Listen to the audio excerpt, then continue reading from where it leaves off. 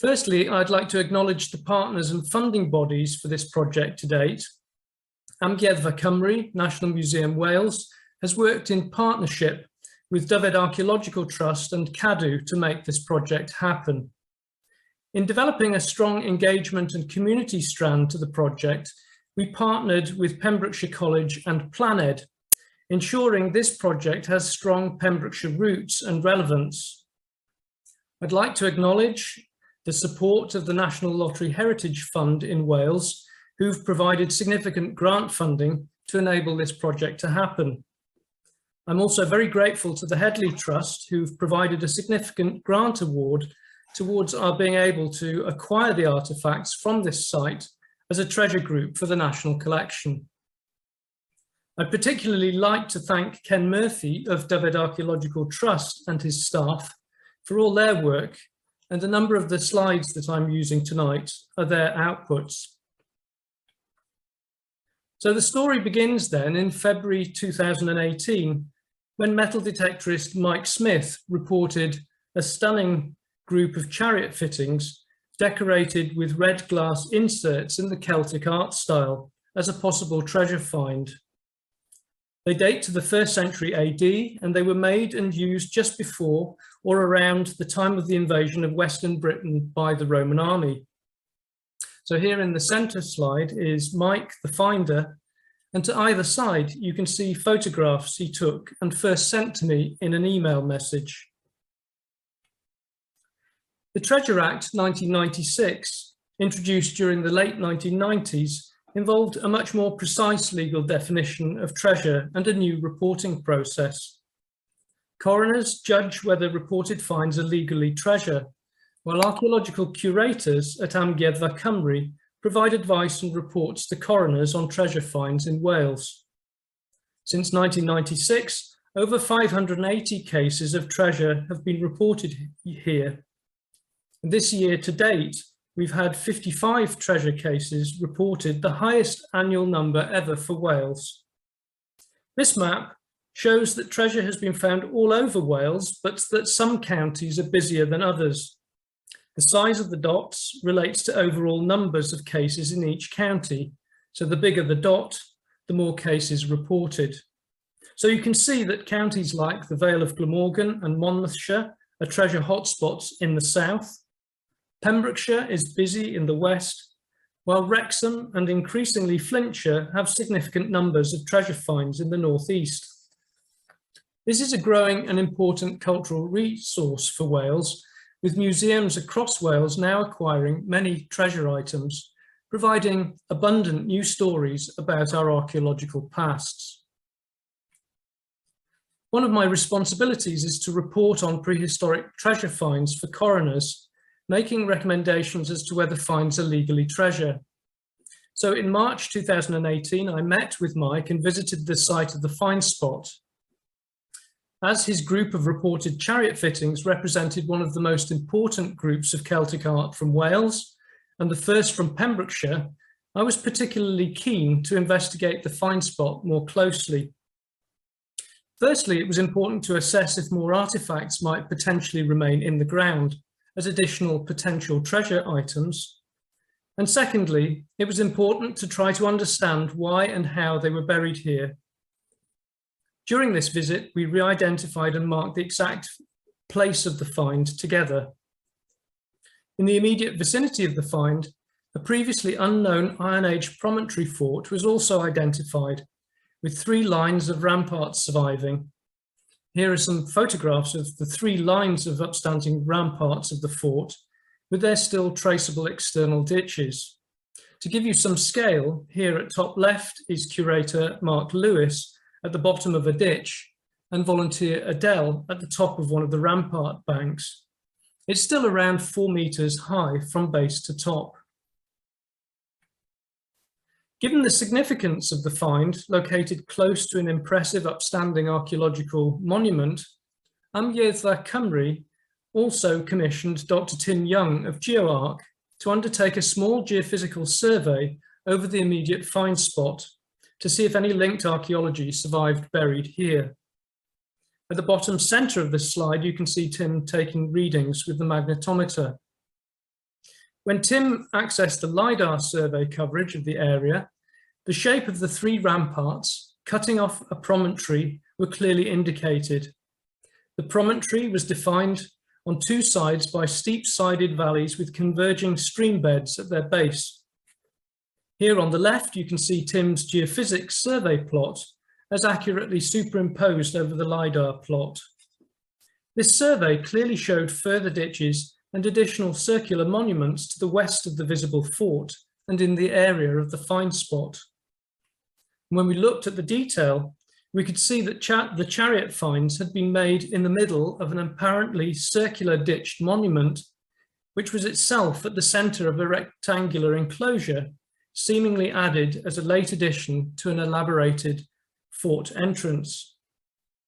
And at the centre of the circular feature was a very high archaeological anomaly, suggesting a central feature still containing metal objects.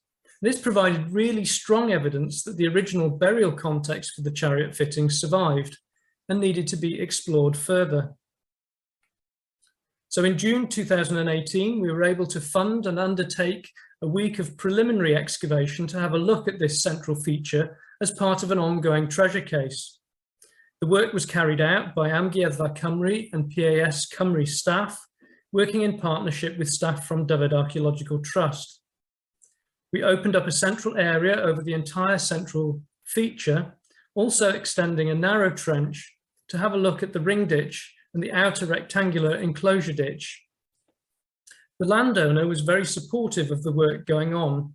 Here on the left, the landowner is talking to me on one of his daily visits as excavation work carries on around him. And at this point, I'd like to thank him and his family for all the help and support they've given while we were working on their farm. During this excavation, fragments of decorated bridle bits and a second strap union were discovered, disturbed within the plough soil. In addition, on the eastern side, an elaborate bronze bridle bit decorated with red glass in Celtic art style was found buried in situ at the base of the plough soil on the eastern side of the central pit feature. Here at the bottom left, you can see the trench area we opened up over the middle of the circular ditch monument feature. At the centre of the trench, we identified a large rectangular shaped patch of clay, infilling a deeper archaeological feature. This is shown on the top left photograph.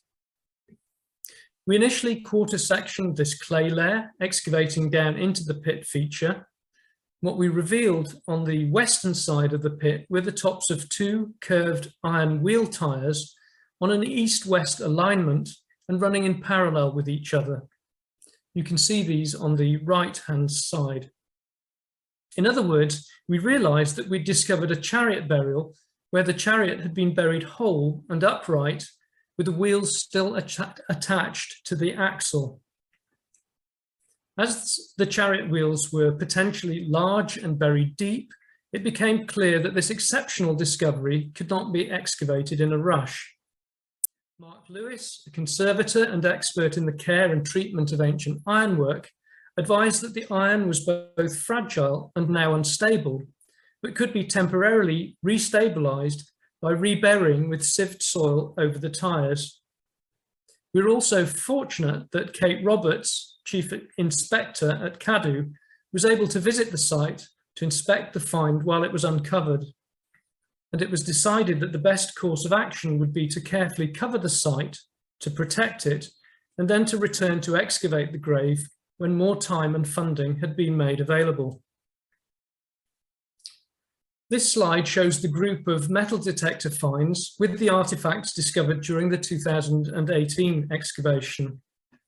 For the purposes of the treasure reporting, I was able to identify them as an associated group of Iron Age artifacts of a consistent style and date of manufacture during the mid-1st century AD.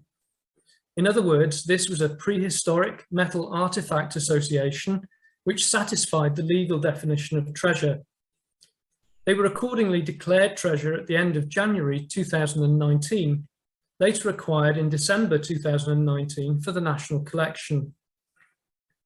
A continuing concern over the autumn and winter of 2018 was the desire to protect the site, now potentially at risk from Nighthawk metal detectorists, who might damage the site and remove artifacts still in the ground without having permission to detect.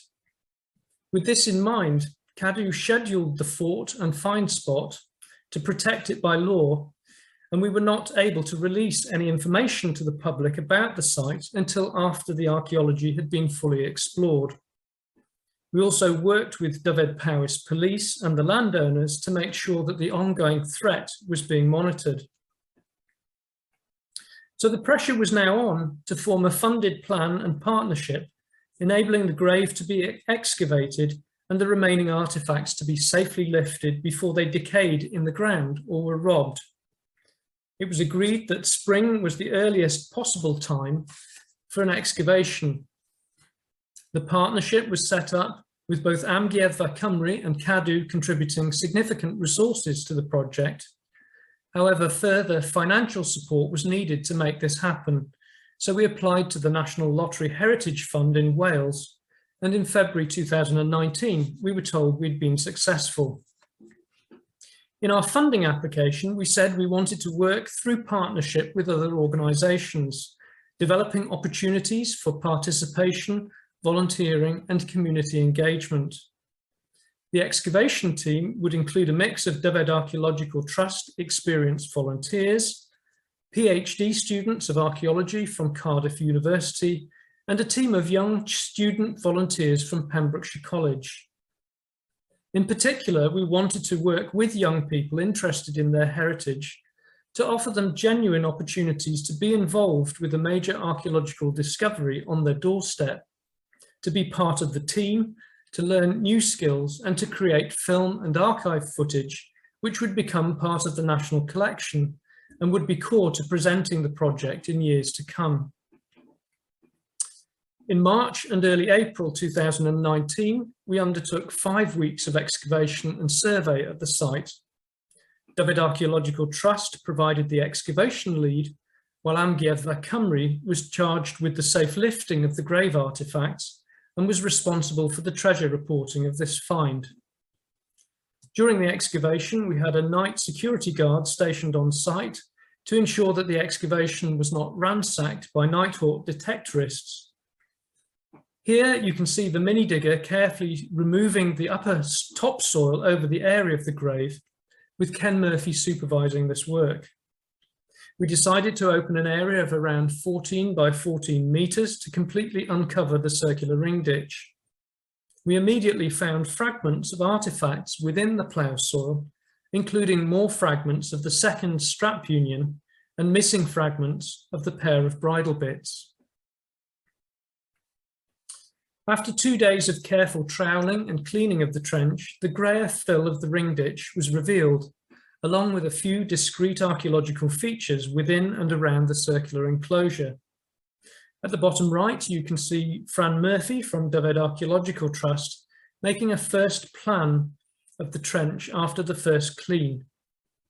At the bottom left is the plan of what could be seen before excavation, showing the ring ditch around the central grave pit and 1 or 2 other discrete archaeological features.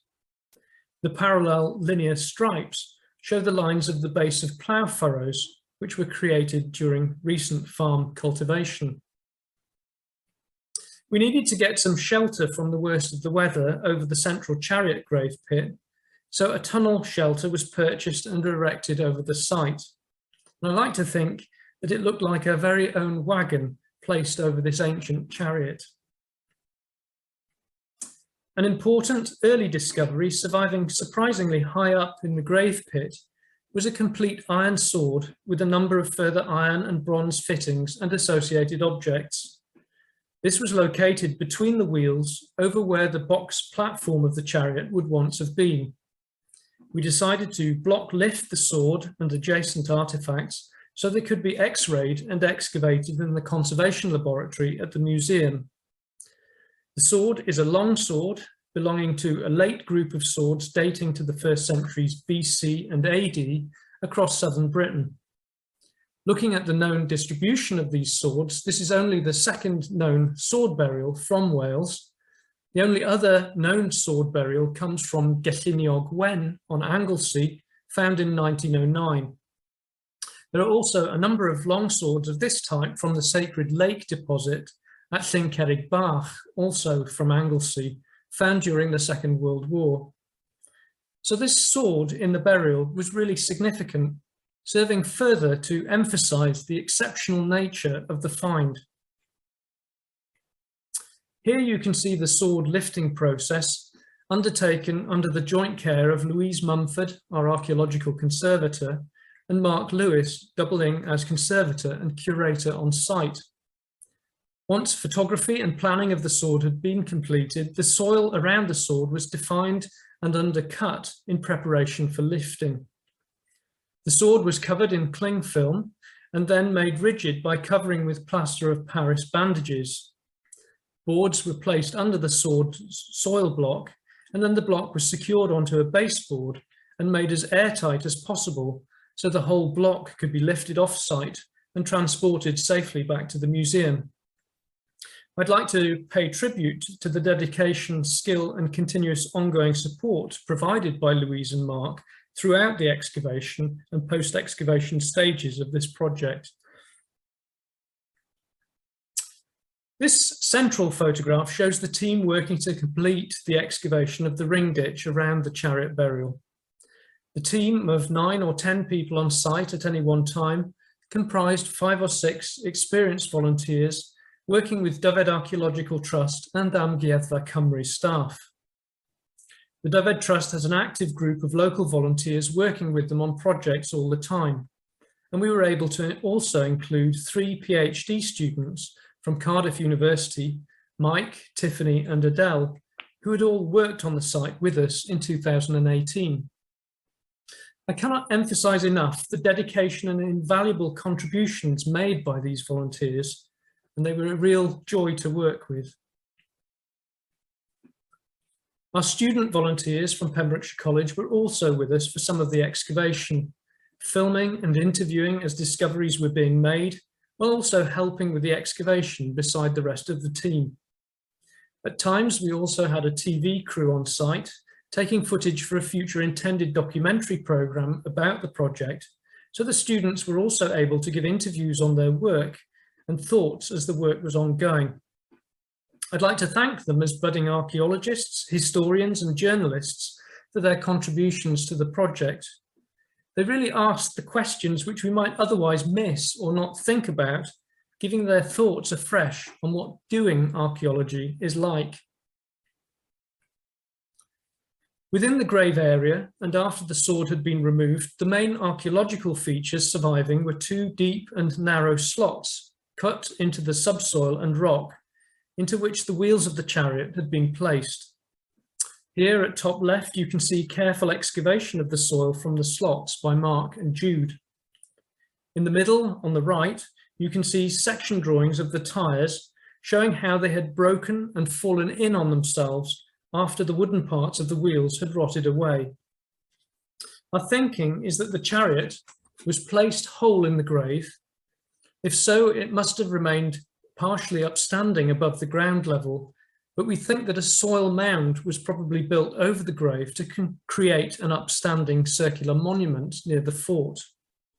This soil mound would have provided the weight necessary to have caused the crushing of the wheel tyres after the wooden parts of the vehicle had rotted away.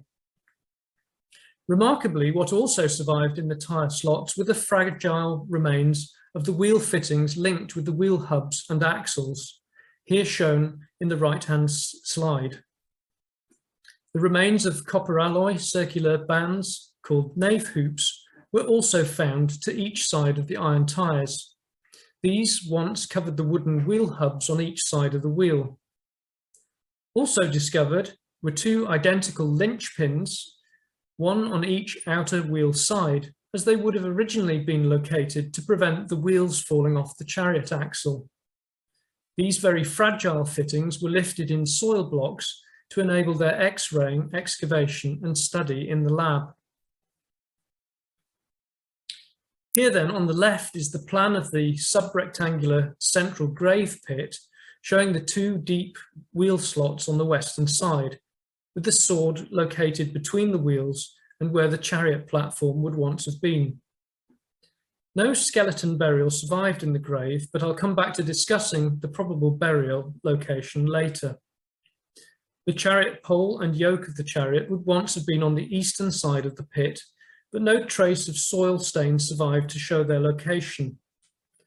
The grave pit deposits were extremely shallow on the eastern side and truncated by recent ploughing activity.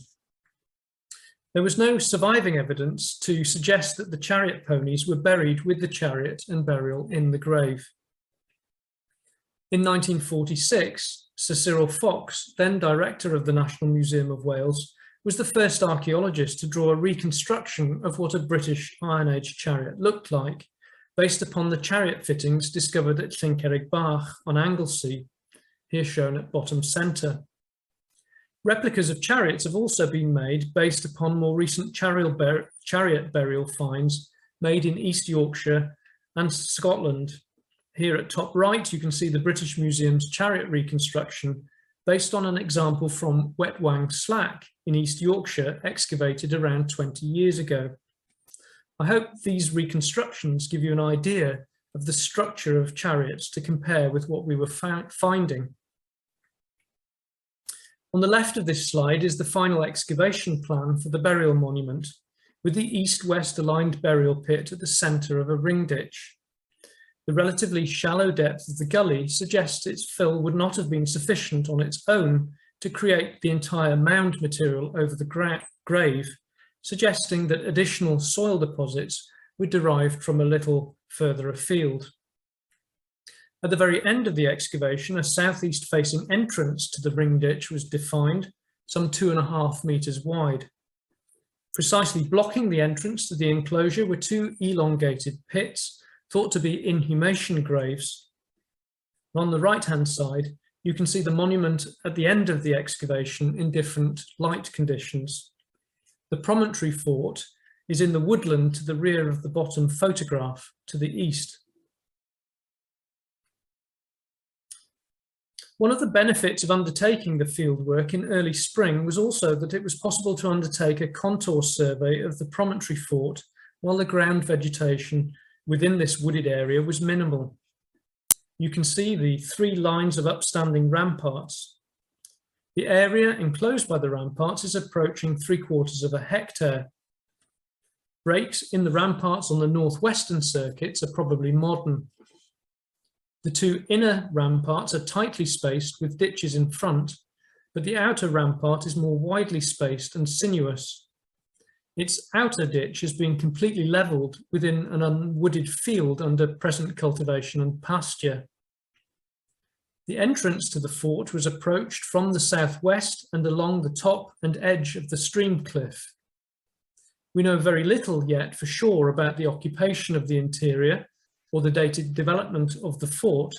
However, the features that we can see now suggest a multiple-phased fort. The left-hand slide shows the extended geophysical survey that was also undertaken during the period of the excavation. Remarkably, this confirms the existence of 2 further outer lines of ditches belonging to the fort and extending its known area to the east. To the west, I mean. The ditches have been entirely infilled, while any possible associated ramparts have been completely truncated by farming activity in the more recent past. These wide-spaced ditches triple the known area of the fort during late phases of its occupation.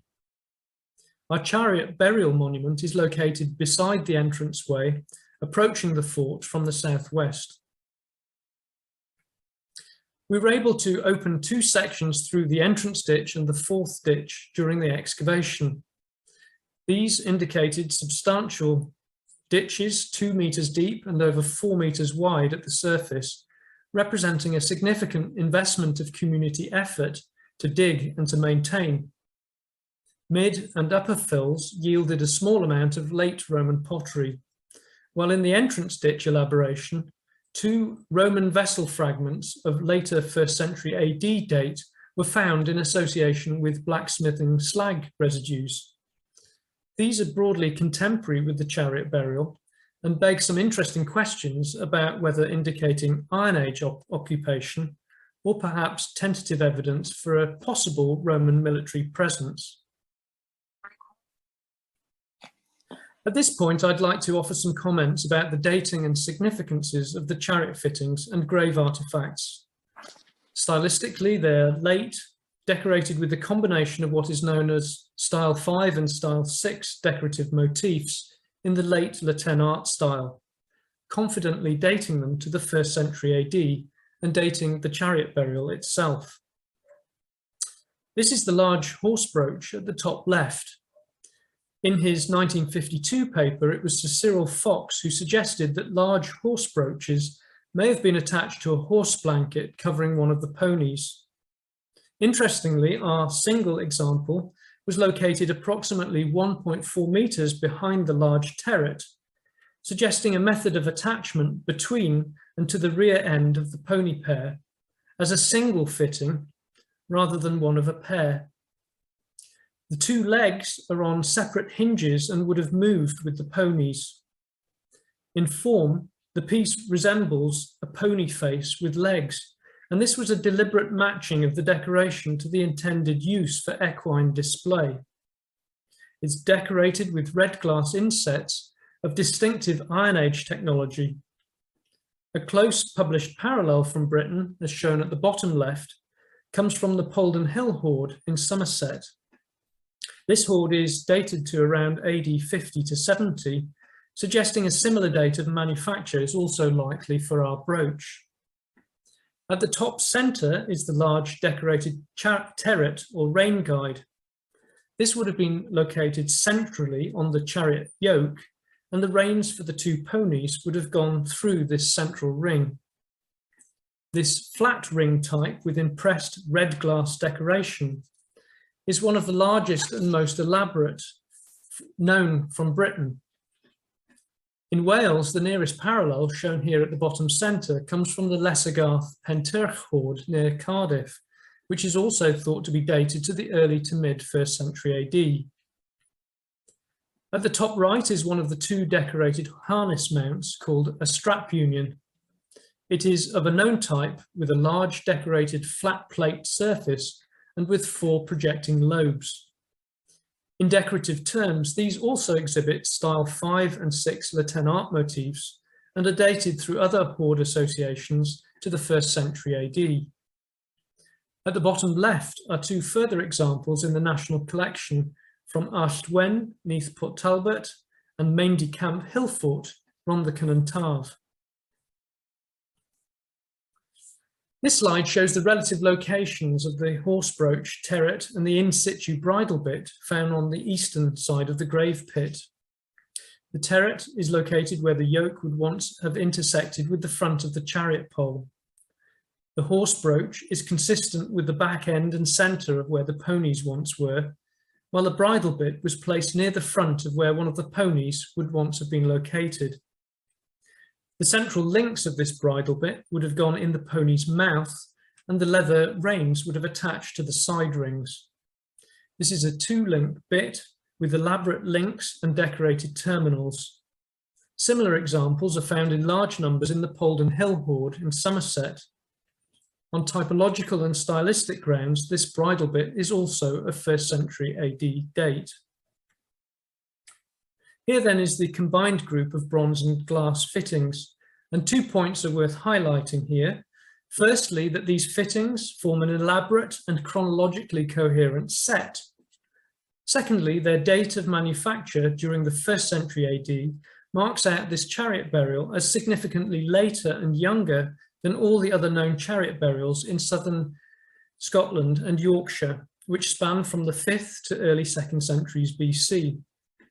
In other words, this chariot burial has a unique story to tell, buried later than all other chariots, around the period when the Roman army was invading and campaigning in Western Britain. Since completion of the excavation of the grave, the artifacts retrieved from the excavation are being monitored and cared for in our conservation laboratory, still largely encased within their plaster bandages. For the large tyre fragments and wheel fittings, we needed to be able to access an industrial X-ray facility with a large chamber as a first step towards understanding them for treasure reporting. We're grateful to Ian Nicholson and colleagues at TWI Technology Centre Wales in Port Talbot for their help and input here. They worked with us on 2 days in June 2019, getting the large artefacts scanned. On the second day of X-raying, our student volunteers were able to visit TWI and see the new scans being generated of the artefacts. In June 2019, a day visit was also organised to the Archaeology Conservation Laboratory at the National Museum Cardiff.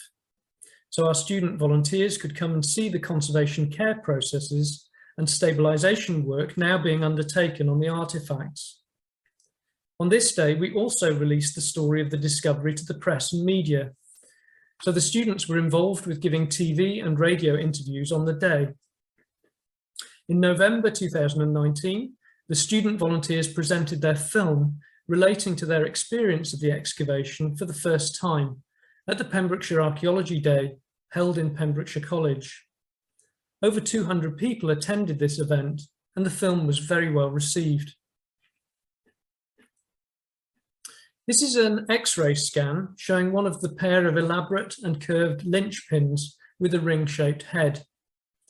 Simpler iron parallels for these are known, for example in the Llincerrig religious lake deposit and the Polden Hill hoard.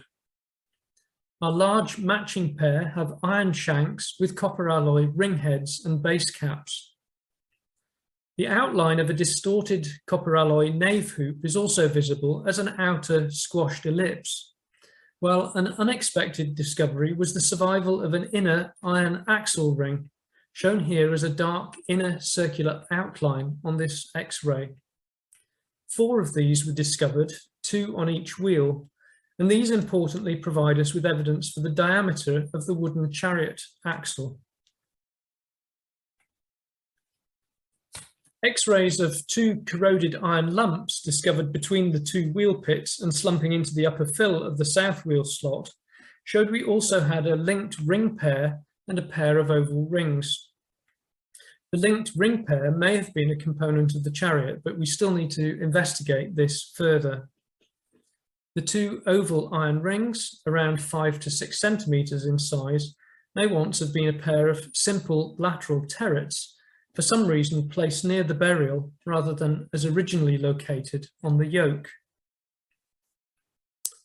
A number of iron bolts or pins were found slumping into the fill of the southern wheel pit.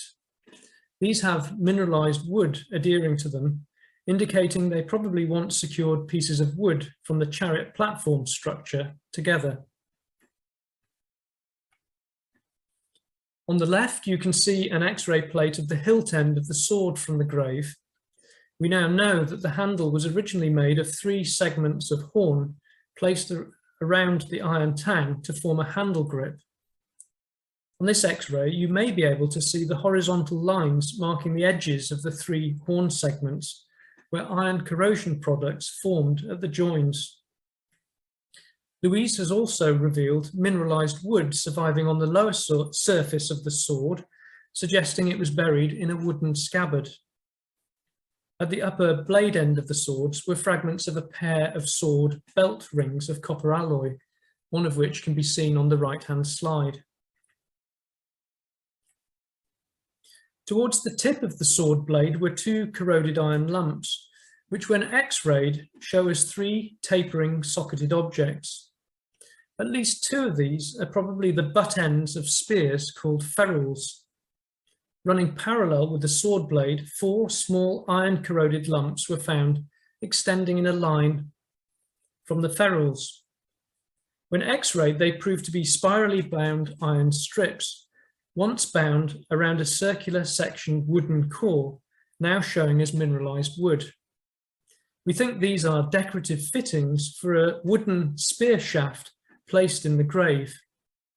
Unfortunately, no spearheads were discovered, suggesting they were either disturbed by ploughing or were perhaps deliberately broken from the shafts before being buried. At this point, we ought to return to the difficult question of the evidence for the burial in the grave and to consider who this person may have been.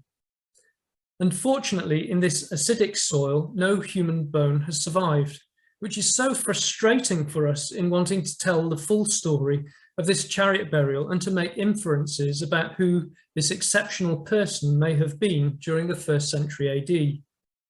But we can explore some tentative evidences and make some comparisons and inferences. Next to the sword and between the wheels, we did observe a darker organic soil stain located in the area of the approximating to the blue oval symbol on the plan. These have been carefully sampled for study.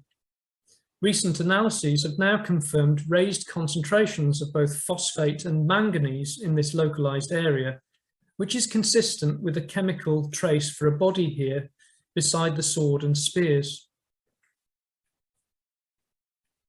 The location of the sword, where the platform of the chariot structure would once have been, also provides some positive evidence in support for where the burial was located.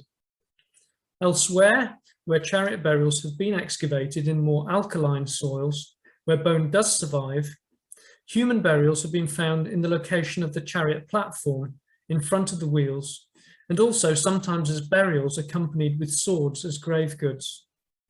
Here at the bottom centre, we have a burial placed on the box or platform of a complete chariot at Ferry Fryston, West Yorkshire.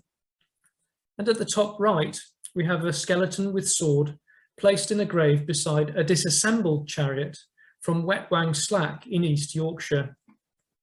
So with our burial, it does seem highly likely that the sword was placed next to the person in the grave. Unfortunately, we cannot say for sure whether the person was male or female, old or young. The evidence is simply gone. But elsewhere, most weapon graves tend to be associated with male burials where the skeletal evidence has survived to sex them. So it does seem likely that our burial was male. Burying a person with such an elaborate and highly decorated chariot was also an exceptional mark of their social standing.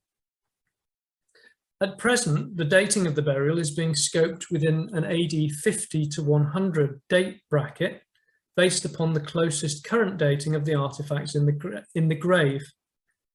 In one scenario, it's possible that a young adult male warrior died, possibly at the time of or within combat with the invading Roman army, being buried at around AD 60 to 80 during the campaigning and conflict period with Rome. In another, it's possible that an older male, perhaps dying of natural causes at old age, was buried a decade or two after the Roman occupation had been consolidated, around AD 80 to 100. The grave goods perhaps representing his identity during his earlier life. And we'll be exploring these two options carefully in the next research phase of the project. To return to the question of the person buried, a little more may be suggested by considering the placing of this grave. The grave within its defined circular ditch and probably mounded over after the burial was placed is the focal feature within a rectangular enclosure attached to an elaborate entrance of a long established promontory fort.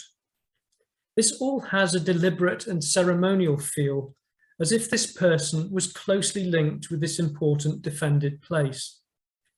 People would have walked past this grave on their approach to the fort, remembering or being made aware of an ancestral presence, protecting or watching over them.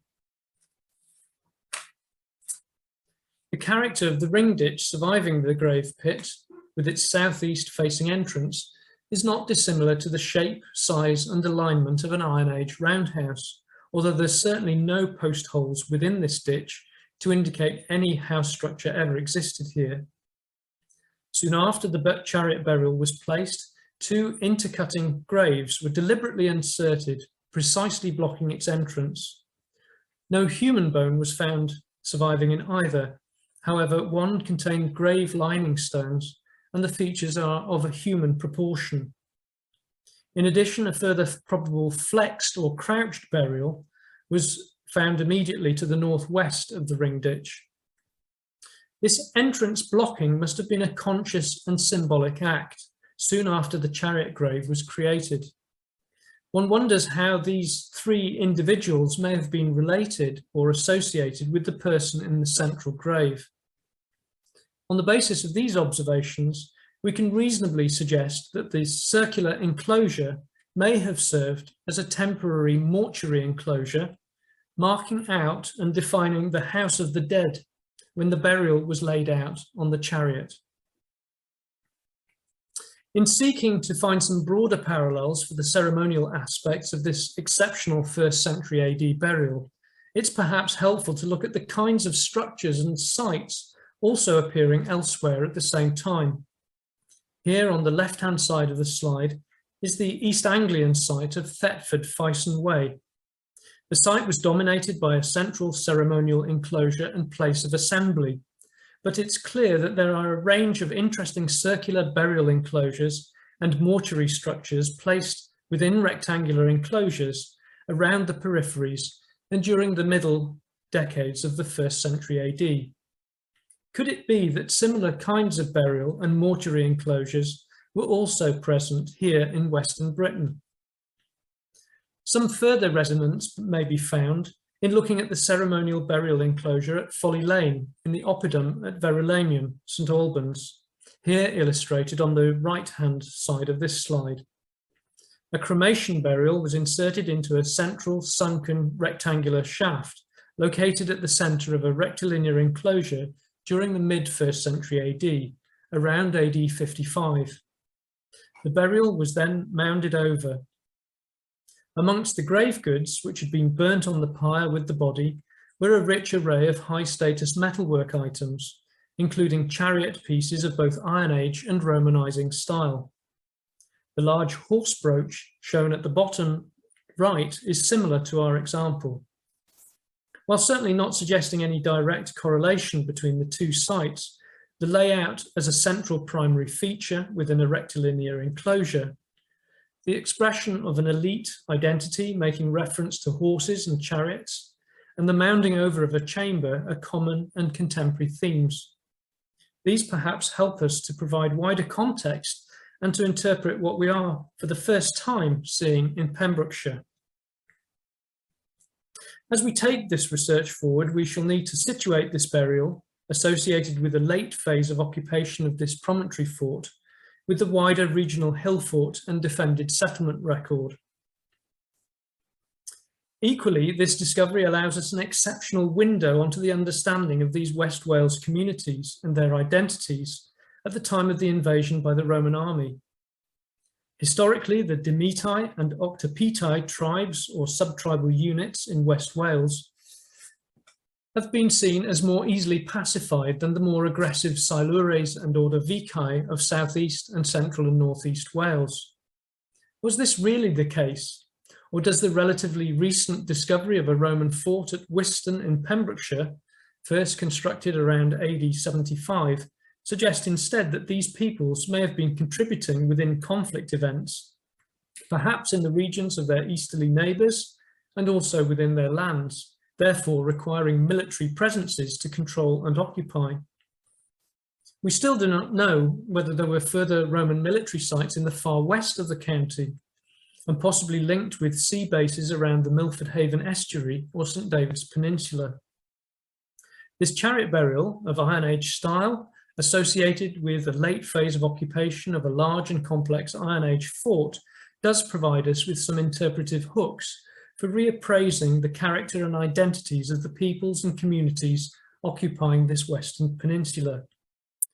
They were clearly socially connected, aware of and accessing the stylistic and technological developments also seen across other parts of southern Britain at this time.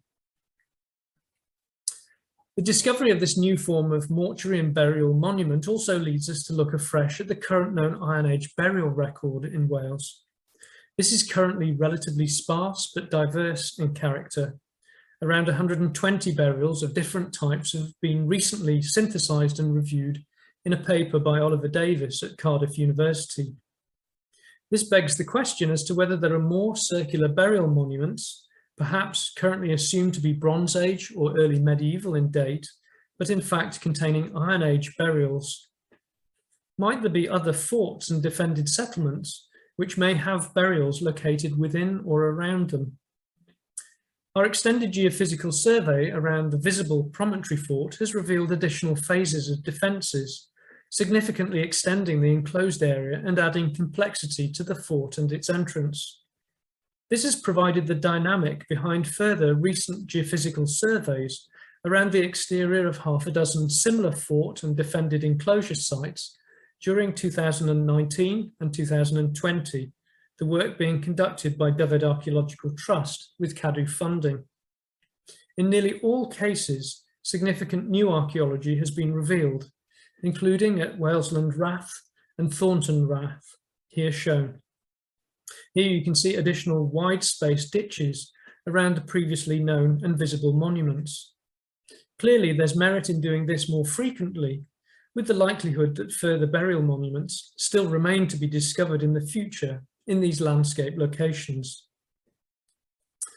For most of 2020 and early this year, the project, funded via the National Lottery Heritage Fund, was severely disrupted and delayed by the emerging COVID-19 situation, with its lockdowns, changed working conditions and restrictions on social interactions.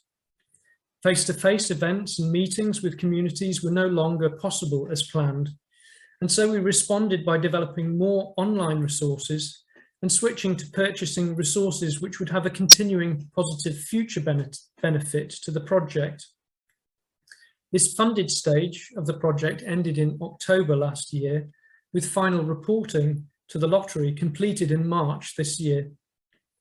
On this slide, you can see we commissioned maker Gerald Gilbert to make replicas of 2 of the decorated chariot fittings from the site.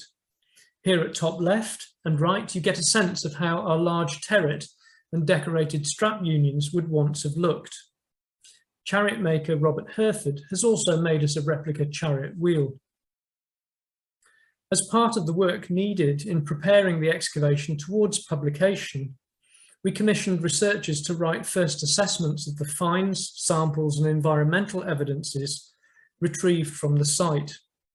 We were also able to purchase all of the conservation equipment that would be needed to be able to study and conserve the chariot artifacts during the next stage of the project, including enhanced imaging equipment, a dry cabinet for storing conserved artifacts, and a washing tank and chemicals for cleaning and treating the iron artifacts. Last year, John Hewitt of Planed created an interactive project website that will be developed further in future years, so interested members of the public can find out more about the site and its archaeological evidences. In its design, we wanted to create a menu of bite-sized learning elements so that individual users could find out about what particularly interested them, creating personal pathways through the site. Unfortunately, there's been an unavoidable delay in making this website live and accessible. However, we hope to go live with this early next year. Another presentation strand we delivered, working with digital media company Tantrum, was the making of a film about archaeological conservation, using the Chariot project as a case study. This was a real opportunity for my colleagues Louise and Mark to present their conservator roles, the techniques of analysis they use and the kinds of evidences they look for to tell us more about the past. And this will be also added to the project website for public access early next year. We were also able to fund and create a set of banners and 2 portable display cases which could be used to create a pop-up display and engagement setting in community venues during day events or workshops. We very much hope to get some good use out of these going forward as and when COVID restrictions ease. In November and December last year, the project team supported and contributed to an intensive schedule of filming for 3 documentary programs commissioned about the chariot burial discovery. This included documentaries for S4C, Smithsonian Channel and Discovery Channel. These images show a pony pair and a driver steering an Iron Age chariot replica during filming for these programmes.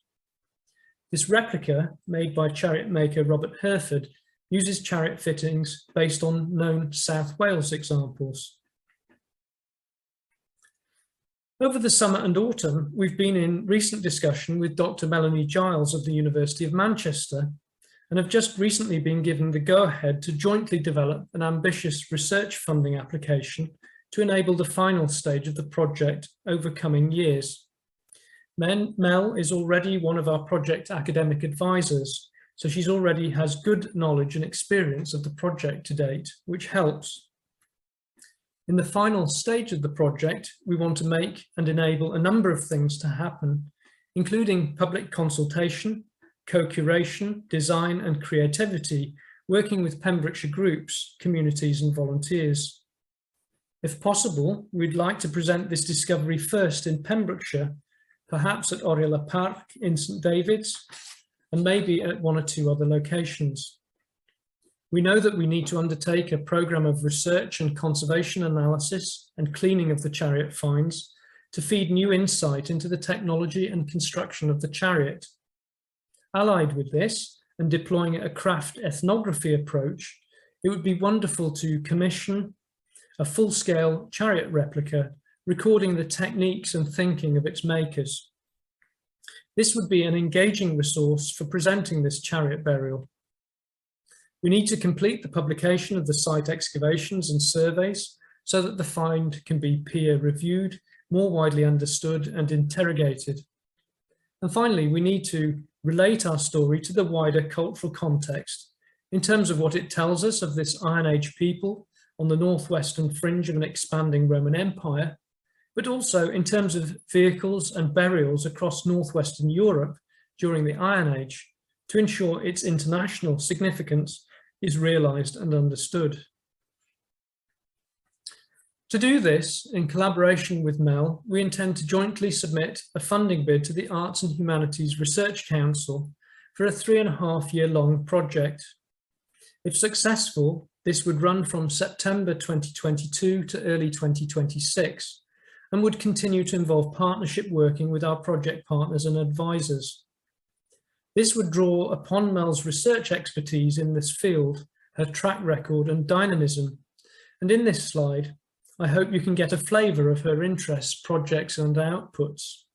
She's an inspiring and engaging communicator, also with a commitment and interest in working with museums and creative practitioners.